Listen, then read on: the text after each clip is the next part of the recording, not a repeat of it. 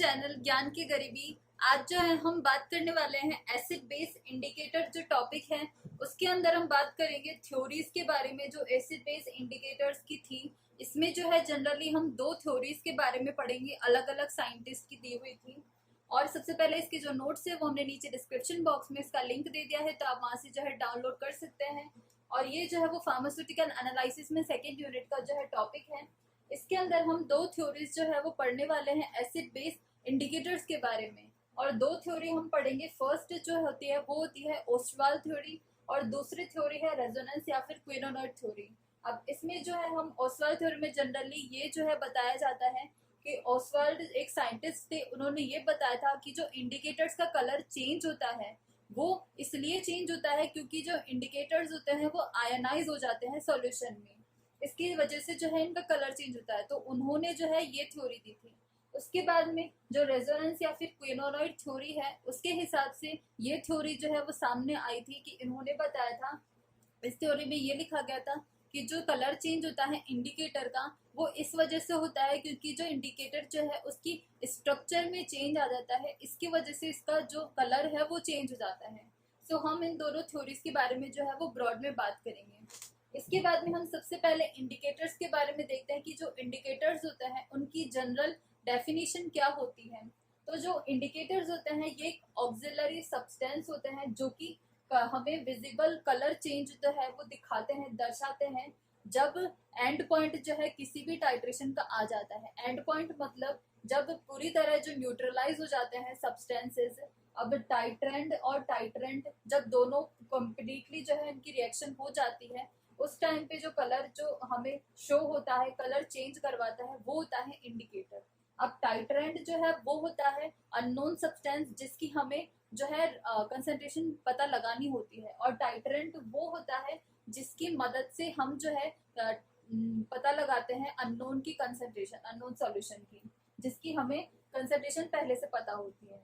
उसके बाद में अगर हम न्यूट्रलाइजेशन इंडिकेटर की बात करें तो इसके अंदर यह आता है, ये जो इंडिकेटर्स होते हैं वो हमें यूज होते हैं डिटेक्ट करने में एंड पॉइंट टाइट्रेशन के अंदर। अब वही है, जो इंडिकेटर्स होते हैं वो हमें एंड पॉइंट डिटेक्ट करने के लिए जो है वो यूज किए जाते हैं। उसके बाद में जो न्यूट्रलाइजेशन इंडिकेटर होता है वो डिफरेंट डिफरेंट कलर्स जो है वो देता है डिफरेंट डिफरेंट वैल्यूज पे पीएच की। जैसे पीएच जो है वो बहुत टाइप्स की होती है, पीएच एसिड होती है, बेस होती है, तो उसके हिसाब से जो है कलर चेंज करता है न्यूट्रलाइजेशन इंडिकेटर।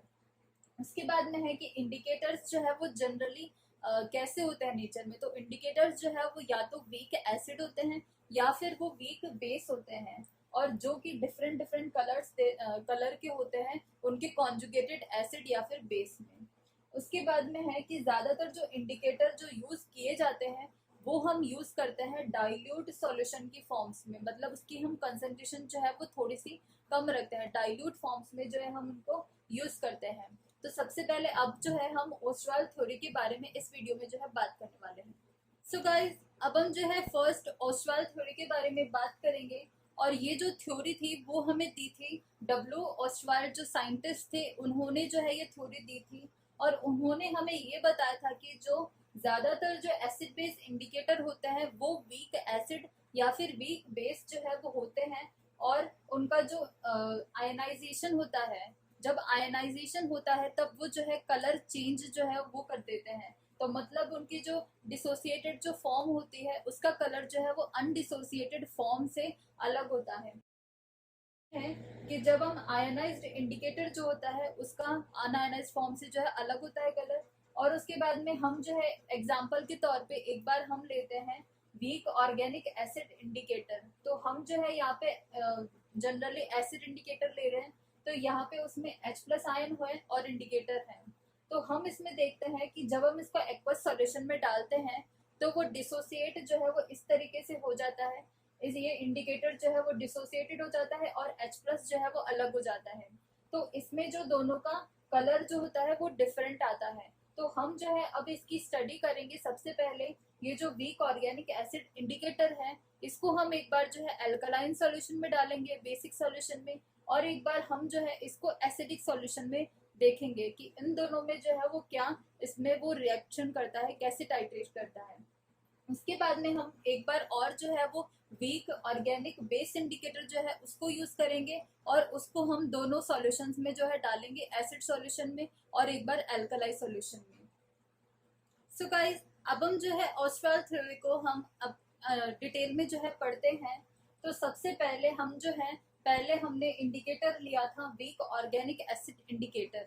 तो अब हम ये इंडिकेटर में क्या करेंगे, एक बार इस इंडिकेटर को जो है हम टाइट्रेट करवाएंगे एसिड सॉल्यूशन के साथ में, और एक बार हम टाइट्रेट करवाएंगे इसको एल्कलाइन मीडियम के साथ में। तो जब हम एसिड सॉल्यूशन में जो है इसको डालते हैं तो इस तरीके से वो रिएक्ट करता है। सबसे पहले जो है ऑर्गेनिक एसिड जो है इंडिकेटर, वो पहले जो है वो आयनाइज होता है, और उसके साथ साथ में आयनाइज होता है जो एसिडिक मीडियम का जो एसिड होता है वो भी आयनाइज होता है। तो दोनों में जो है दो हाइड्रोजन जो है वो निकलते हैं, दोनों जो है वो हाइड्रोजन निकालते हैं जब वो आयनाइज होते हैं। तो इसमें जो है कॉमन आयन इफेक्ट जो है वो लग जाता है, क्योंकि जब इन वीक ऑर्गेनिक एसिड इंडिकेटर है वो भी जब आयनाइज होगा तो H+ आयन जो है वो रिलीज करेगा, और जब हम इसको एसिडिक मीडियम में डालेंगे तो जो एसिडिक मीडियम के भी जो H+ आयन्स हैं वो भी जो है वो आयनाइज होके बाहर रिलीज होंगे। तो दोनों जब जो है एक सॉल्यूशन में इकट्ठा होंगी तो उसकी वजह से कॉमन आयन इफेक्ट हो जाएगा, तो उसकी वजह से जो डिसोसिएशन है वो कम होता जाएगा इस इंडिकेटर का। तो जो डिसोसिएशन है वो डिक्रीज हो जाएगा, क्योंकि इसमें कॉमन आयन इफेक्ट हो जाता है। तो रिएक्शन जो है वो आगे नहीं बढ़ पाएगी। अब जो इंडिकेटर है वो जो है वो ज्यादा आयनाइज आगे नहीं हो पाएगा, क्योंकि ऑलरेडी जो है वो सॉल्यूशन में H+ आयन जो है वो ज्यादा हो जाएंगे। तो इसकी वजह से जो है वो डिसोसिएट नहीं कर पाता है आगे।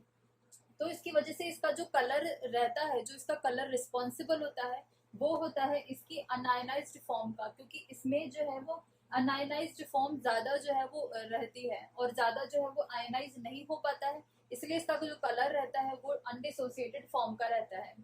उसके बाद में अगर हम वहीं दूसरी तरफ एल्कलाइन मीडियम के साथ में अगर हम टाइट्रेशन करवाते हैं हमारे वीक ऑर्गेनिक एसिड इंडिकेटर का, तो इसके अंदर वो क्या करता है कि जैसे वो H+ आयन तो जो है वो डिसोसिएट करके निकालता ही है, उसके साथ में जो एल्कलाइन मीडियम की जो बेस होता है, तो जो बेस होता है वो डिसोसिएट होके हाइड्रोक्सिल आयन बनाता है, और बेस जो है वो अलग कर देता है। तो इसमें जो है हाइड्रोक्सिल आयन से रिलीज होते हैं, और इंडिकेटर जो है वो H+ आयन से रिलीज करता है।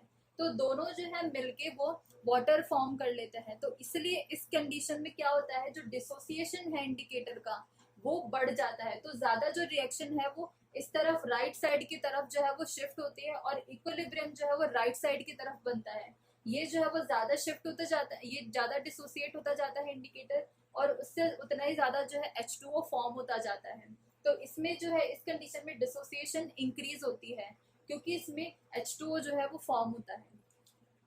वही हम अगर दूसरा केस ले लें, अगर हम इंडिकेटर जो है वो वीक बेस ले लें, तो वीक बेस इंडिकेटर लेने से क्या होता है, अब इसमें भी हम दो कंडीशंस देखते हैं, एसिड सॉल्यूशन और एल्कलाइन सॉल्यूशन की, जैसे हमने पहले देखी थी। तो जब हम वीक ऑर्गेनिक बेस इंडिकेटर जो है इसको हम एसिड सॉल्यूशन में डालेंगे, तब क्या होता है इसमें कि जब इंडिकेटर होता है वीक बेस, वो जब डिसोसिएट होगा तो वो हाइड्रोक्सिल आयन बनाएगा और इंडिकेटर बनाएगा डिसोसिएटेड। उसके बाद में जो एसिड सॉल्यूशन है वो भी जो है वो डिसोसिएट होगा, तो उसकी वजह से वो जो है वो H+ आयन से रिलीज करता है, क्योंकि वो एसिडिक मीडियम है। तो ये इसकी वजह से क्या हो जाता है, इसका इंडिकेटर का हाइड्रोक्सिल आयन और इसका जो है वो H+ आयन दोनों मिलके जो है वो H2O फॉर्म कर लेते हैं, जिसकी वजह से जो इंडिकेटर है वीक बेस वो ज्यादा डिसोसिएट होने लगता है, और इसका जो डिसोसिएशन है वो इसमें इंक्रीज हो जाता है, और जो इक्विलिब्रियम है वो राइट साइड शिफ्ट होने लगता है। तो ज्यादा ज्यादा जो है वो डिसोसिएट होने लगता है इंडिकेटर, इसकी वजह से ये जो है वो ज्यादा स्टेबल होता है। उसके बाद में हम वही दूसरे केस में अगर देखें कि जो वीक ऑर्गेनिक बेस इंडिकेटर है इसको हम बेसिक मीडियम में ही डालते हैं, एल्कलाइन सॉल्यूशन में डालते हैं, तो इसके अंदर वो कैसे रिएक्ट करता है, जो इंडिकेटर है वो तो हाइड्रोक्सिल आयन से देता है, क्योंकि ये वीक बेस है तो वो हाइड्रोक्सिल आयंस देगा, और जो हमने एल्कलाइन सॉल्यूशन में डाला है अगर, तो उसके अंदर जो है एल्कलाइन जो आयंस होंगे बेसिक आयंस वो जो है ज्यादा होंगे। तो इसकी वजह से क्या हो जाएगा कि दोनों के जो हाइड्रोक्सिल आयंस है वो दोनों जो है सॉल्यूशन में आ जाएंगे, ज्यादा जो है वो ज्यादा हो जाएंगे इकट्ठे, जिसकी वजह से इसमें जो है कॉमन आयन इफेक्ट हो जाता है और जो है ये ज्यादा डिसोसिएट नहीं कर पाता है इंडिकेटर। तो ज्यादा जो है इसका डिसोसिएशन जो है वो इसमें डिक्रीज हो जाता है, कम हो जाता है, क्योंकि इसमें कॉमन आयन इफेक्ट हो जाता है। इसके बाद में अगर हम इसके एग्जांपल्स के बारे में बात करें तो फर्स्ट हमने एक बार जो है फिनोफ्थलीन इंडिकेटर की बात करें तो जो फिनोफ्थलीन इंडिकेटर है वो एक वीक एसिड होता है और वो अनडिसोसिएटेड जब फॉर्म होती है तब उसका कलर जो है वो कलरलेस होता है, और जब वो डिसोसिएट हो जाता है, आयनाइज हो जाता है, तब जो इसका कलर होता है वो पिंक कलर का आता है। उसके बाद में हम वही दूसरे इंडिकेटर की बात करें, मिथाइल ऑरेंज इंडिकेटर, तो ये इंडिकेटर जो है वो वीक बेस इंडिकेटर होता है और वो अनडिसोसिएटेड जब इसकी फॉर्म होती है तो अनडिसोसिएटेड फॉर्म में ये ऑरेंज कलर का हमें जो है कलर दिखता है, और जब वो डिसोसिएट हो जाता है तब वो रेड कलर का हमें जो है दिखता है।